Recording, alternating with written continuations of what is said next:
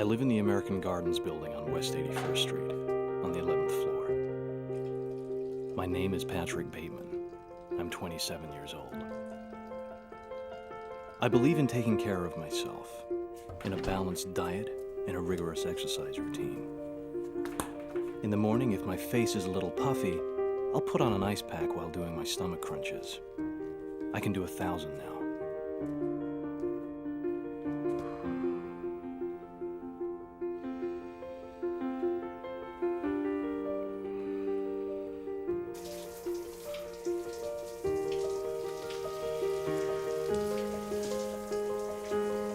After I remove the ice pack, I use a deep pore cleanser lotion.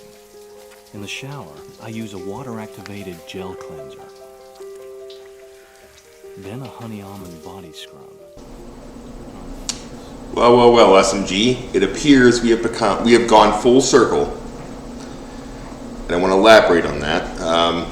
So an Anon just recently had mentioned how I told him I might make a video. I was feeling cute. And I'm going to, and he asked me, he said, just do not make this video all about one stock, please.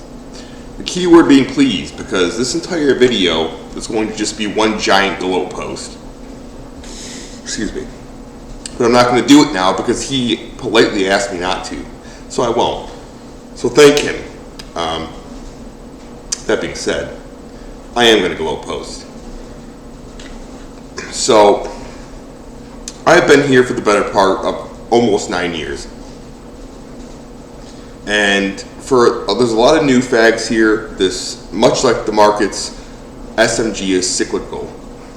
Things change over time. People come, people go. But the only constant in this general, at this point, from when I was here in the beginning, are two people. One of them is Baggett. And as a Jewish man myself, I can say that Baggett is probably the greasiest, slimiest fucking Jew I've ever met in my entire life. And that's fine. That's who he is, and he's where he should be. We're dealing with easy money changing hands. That's why Baggett's here. The other person is the code monkey known as Scoopsies, who very rarely shows himself here. He's on a lot of Adderall, a lot of Red Bulls, and he loves himself some hookers. So he's not here that often, but when he is here, he usually will make it a point to throw a racial slur around in a post here or there, call me fat, whatever, and that's fine. I like that, and I prefer that. It's a constant in my life. But the main constant now that people who don't know who I am or who have not followed my trade in the past need to understand is that I am the only constant when it comes to successful traders. Just me in this general. Nobody else. Okay? And the most recent example of this is Snapchat. Snapchat just posted earnings today, and Snapchat failed miserably. They are laying off 10% of their workforce, and they missed on everything, and their guidance is bad. And they crashed 30%. And I personally had opened a short position on Snapchat, and the only reason I opened this short position was because of another Anon's post. And this Anon had mentioned he had posted his portfolio, fairly run-of-the-mill portfolio, but within this boomer type portfolio was Snapchat. And I don't know exactly how our interaction went, but I probably green texted something about his post and then posted a laughing anime girl. That's what we do, right? That's run-of-the-mill. And he ended up getting fucking cute with me. He ended up getting an attitude with me. And if most of you don't know, most of my trading, if not all of my trading, is spike trading. So when I get upset about something, I spike trade. I will inverse that person. And most of the money I've made in my life on the stock market comes from inversing. And for those of you who have been here for a long time, you'll know that inversing Baggett is a literal cash cow. I mean, all the way back to NAC, Inversing Baggett is how you make money. It's basically like a how to win in the stock market for dummies book. Inverse Baggett. That's the way it goes. But what's troubling about the general now is how many new fags come here. I have seen people not only agree with Baggett on trades, but they follow Baggett on trades. I've seen people see Scoopsies and worship Scoopsies because he's a code monkey and he's a leak coder, and they think that he's going to be able to teach them something, which is not true. I have seen people come here and slander the blessed poster that is known as Pomenon. God rest his soul. I have seen people here shit on the schizophrenic Las Vegas poster Tinny.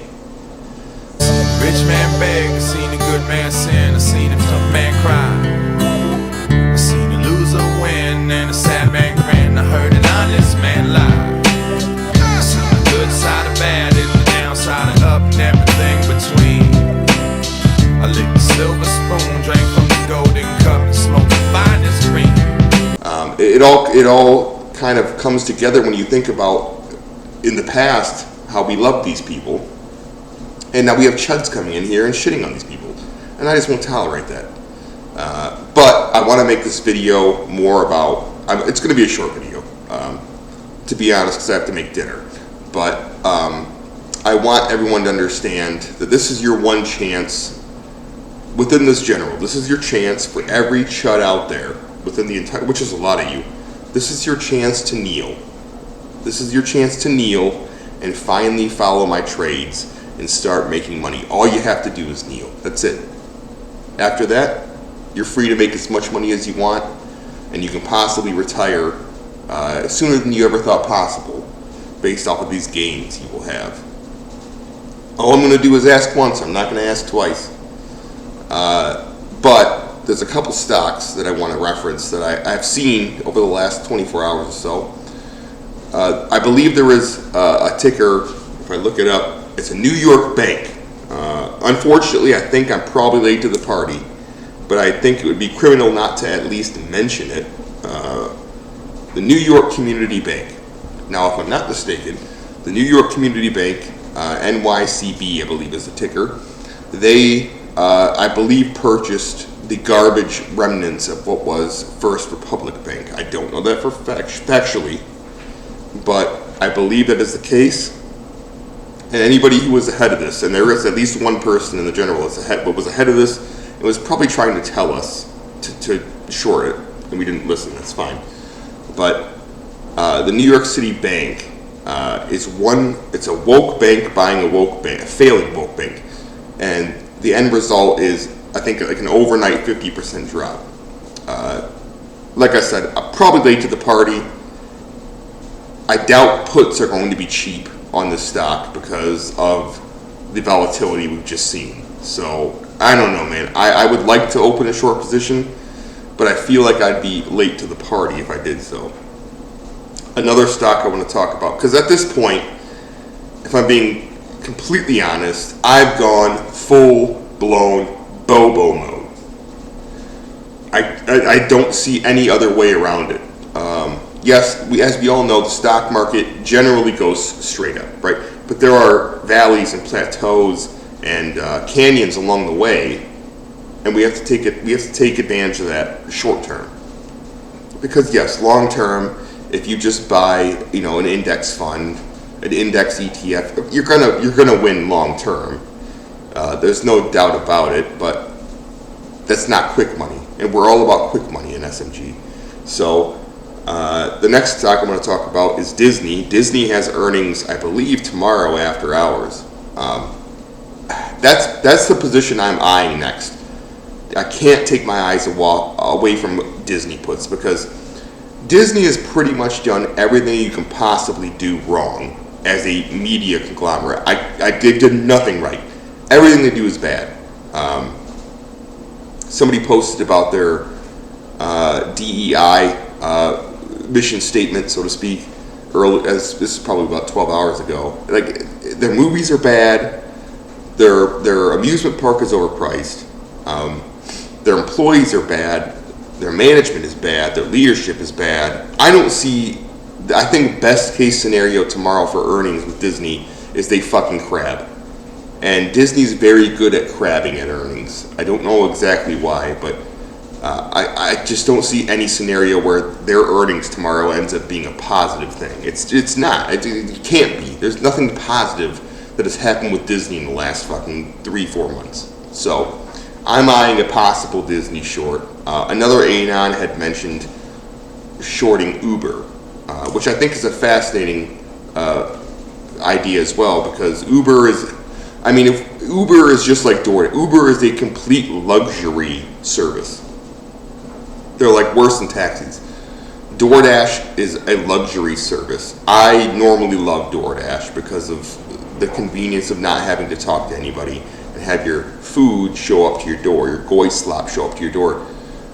Uber is similar in the sense that you can go out to the bars and restaurants, get fucking hammered, and somebody will take you home. But Americans don't have money for that shit right now. And we also know that Uber is going through a weird stretch where, I don't know if it's nationally, but certain states want Uber to make their drivers considered actual employees rather than the, I believe it's I-9 independent contractors, which saves that company so much money.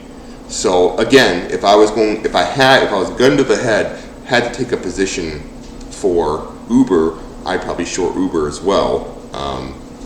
And then there's one other position before I go I want to talk about. Let's talk about Hertz. Hertz, the automotive rental company or whatever, apparently just ate shit because they went real heavy into buying electric vehicles, Teslas, whatever.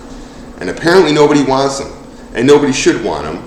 Except for very specific, electric vehicles should be very demographic specific areas because Teslas or electric vehicles don't perform well in suburbs or rural areas. Because here in Michigan, I'd mentioned it before in the general, but here in Michigan there was an article posted about about a month ago. We had like a really bad freeze here in Michigan, like negative 20 degree weather. You know, it's just miserable weather, and a fuck ton of electric vehicle owners, specifically Tesla owners, got stranded because their batteries like just couldn't handle that shit. You can't when your batteries are that cold, they can't charge, they won't start, so you're just fucking stuck. And that's kind of how I feel about EVs. But Hertz, apparently, I would say with Hertz, there's going to be probably a week or two a full-blown fucking bleed out, just absolute shit in the bed. But I think after that, there will be an opportunity to buy there because I think they will change gears after the fact. So, and the same thing, honestly, if I'm being, last thing, with Snapchat, I believe Snapchat will at least temporarily bounce back from what they've done, because when I read the articles about their earnings report, there was mentions of changes in advertisements and their premium content. So I think that they're going to shit the bed for probably a couple months. But I do think at some point maybe there's a rise when they try and actually pull themselves out of the muck. But in the end, I win, Snapchat, Anon. I win and you lose. And that's just how this general works. There are winners and losers. And I'm a winner and you're a loser. So we'll see you next time.